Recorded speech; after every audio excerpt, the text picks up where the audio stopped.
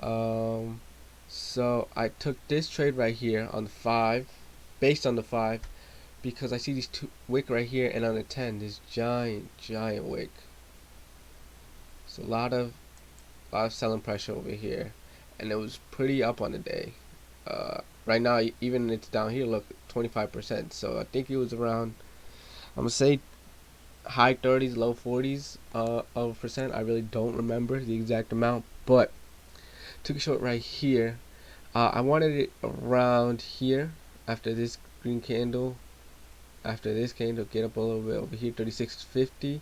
We stop at this high uh, of 80 cents or 30 cents. But because of that, I had to bring my stop to 75. So it wasn't as good of a risk reward as I thought, but it kept dropping and dropping and dropping. Look here, you know. So then I took some partial here, just because this one, there's a moving average coming up right here, and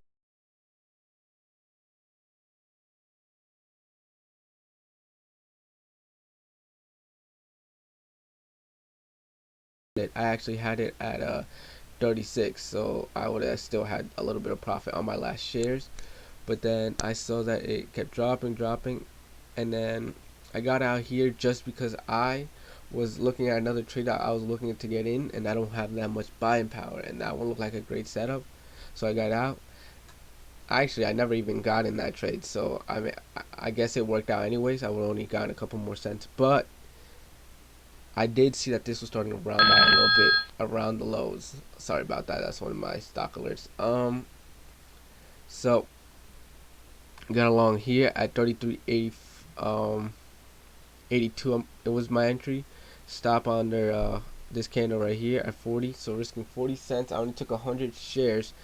Um, so then took some off here because of the two move averages on the 2 and the 5, and even on the 10. Cross that, and then I did set a trailing stop loss for 10 cents.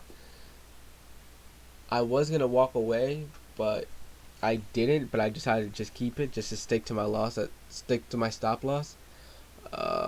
Funny thing is, it barely touched it and went all the way up. My final target was VWAP, so in hindsight, it would have worked out. Uh, I should have put my stop loss right here on this moving average, but again, hindsight is 2020, so I decided to just whatever, call it a day. Up $250, not bad. So yeah, those were my two trades on Sfix for $250.